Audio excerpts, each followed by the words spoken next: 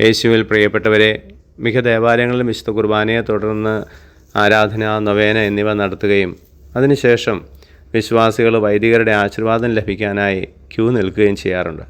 അങ്ങനെ ആശീർവാദം സ്വീകരിക്കുന്നതിന് തൊട്ട് മുമ്പ് തങ്ങളുടെ ആവശ്യങ്ങൾ അവർ പറയാറുണ്ട്. ജോലി കിട്ടണം, വീട് പണിയണം, വീസ ശരിയാകണം, വിദേശത്ത് പോകാൻ, കടം ബാധ്യതകൾ മാറിക്കിട്ടണം, പരീക്ഷയിൽ ജയിക്കണം, രോഗങ്ങൾ മാറണം. ഇങ്ങനെ ഈ ലോക ജീവിതത്തോട് ബന്ധപ്പെട്ട ആവശ്യങ്ങളാണ് എല്ലാവരും തന്നെ പറയുക.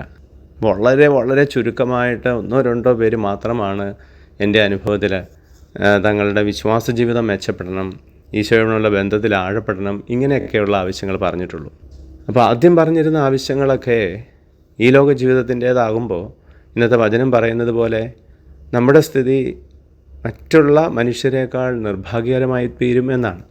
എന്നാൽ ദൈവികമായ ആത്മീയ കാര്യങ്ങൾക്ക് വേണ്ടി ആഗ്രഹിച്ച് പ്രാർത്ഥിക്കുമ്പോൾ, ആശീർവാദം സ്വീകരിക്കുമ്പോൾ നമ്മൾ ഒത്തിരി അനുഗ്രഹിക്കപ്പെടുകയാണ്. ഈശോ തന്നെ നമ്മളോട് പറഞ്ഞിട്ടുണ്ട്, ദൈവരാജ്യം അവിടുത്തെ നീതിയുമാണ് നിങ്ങൾ ആദ്യം അന്വേഷിക്കേണ്ടത്, അപ്പോൾ നിങ്ങൾക്ക് ബാക്കിയെല്ലാം ലഭിക്കും. പലപ്പോഴും നമ്മൾ ബാക്കിയെല്ലാം ചോദിക്കുകയും യഥാർത്ഥത്തിൽ വേണ്ടത് ചോദിക്കാതിരിക്കുകയും ചെയ്യാറുണ്ട്. അതുകൊണ്ട് നിർഭാഗ്യവാന്മാരായി മാറാതെ ഭാഗ്യമുള്ളവരായി, അനുഗ്രഹമുള്ളവരായി, ദൈവരാജ്യവും നീതിയും അന്വേഷിക്കുന്നവരായി നമുക്ക് മാറാം. ഞങ്ങളുടെ രക്ഷകനും നാഥനുമായ ഈശോയെ, ഞങ്ങളെല്ലാവരെയും അനുഗ്രഹിക്കുമാറാകണമേ, ഇപ്പോഴും എപ്പോഴും എന്നേക്കും. ആമേൻ.